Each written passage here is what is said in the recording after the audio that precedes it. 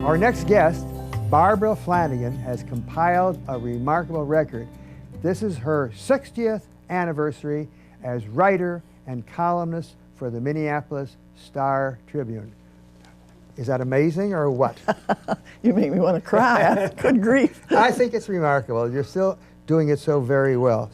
So here's my first question, because I know that I asked you to put together a list of names and personalities and so on that you think have done a remarkable job for the Twin Cities. But my first question would be, maybe, what do you think are the 2 or 3 biggest changes that you have noted from your start in Minneapolis in 47? Streetcars are gone. Streetcars are gone. Sadly, but we are going to finally get more light rail, and I'm delighted about that, really delighted. The riverfront is totally ours now. It used to belong to all the corporations, and Hubert Humphrey wanted it to be open to the public, and finally it is. And I don't know, I suppose... I got a question to ask you then, or a comment to make.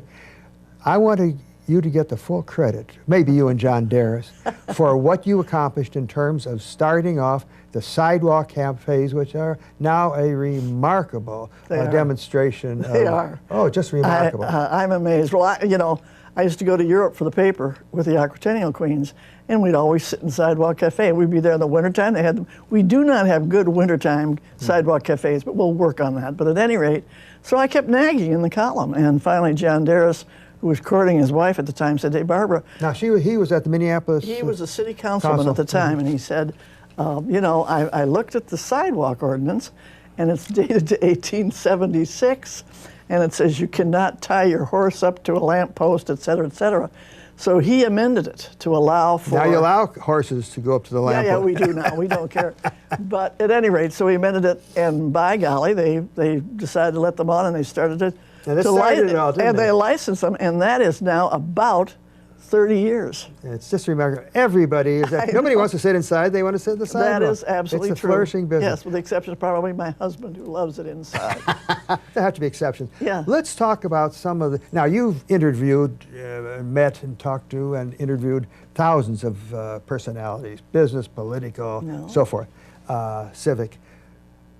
Just name a few of those that you have think made remarkable contributions to the Twin Cities. Obviously, we can't cover them all. We don't want to miss anybody, but let's just try a few. Well, John Pillsbury Sr., the late John Pillsbury, was a remarkably fun man who had a lot to do with the city.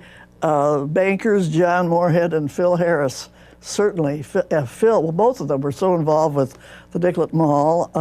They were very big on that. Carl Pohlad. The Daytons, of course, perhaps #1.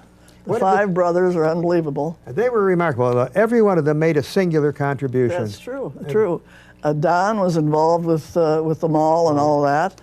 And then Bruce, of course, is the Minneapolis Institute of Arts. Kenneth was the Minnesota Orchestra. Wally was Mr. Conservation. He was nationally famous for that. And wasn't Doug involved in Target? Well, Target was his beginnings, and also on the side, the YMCA and other things. But no, they've all been just remarkable people.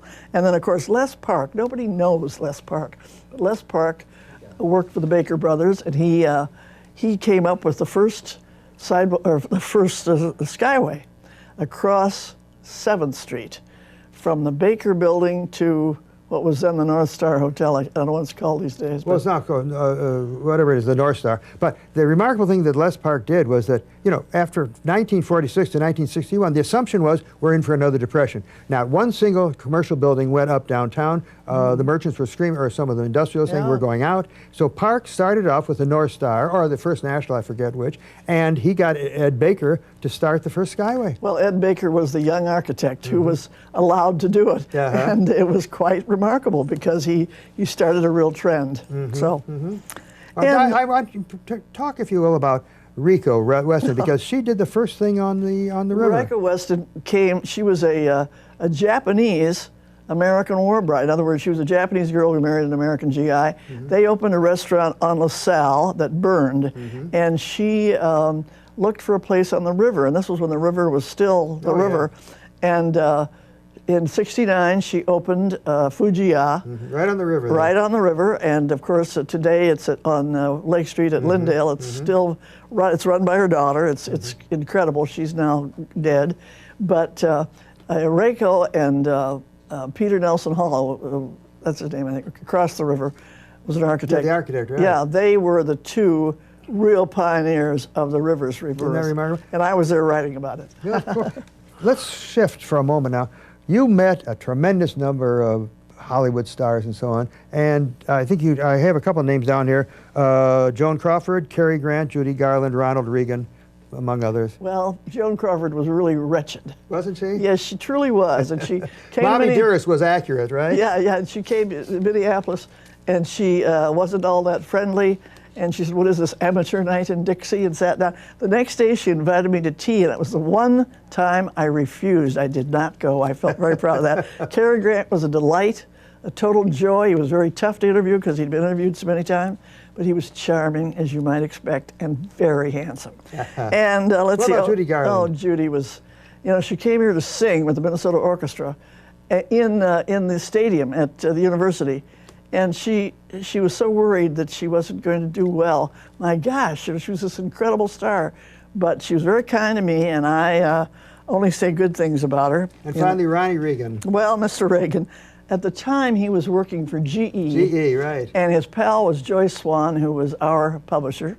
And they had a lunch for him at the paper. And since I grew up in Des Moines when he was Dutch Reagan doing sports on WHO, the 50,000-watt voice of the Middle West. Anyway, so I sat next to him, and I don't remember what he talked about. I don't remember. But he was charming. He was very charming and very good looking, and he turned out to be a fairly decent president. So Barbara, thanks a lot. We just ran out of time, but it was 7.5 memorable moments of reminiscences. Thank you, Roland. Enjoyed it very much. Thank you.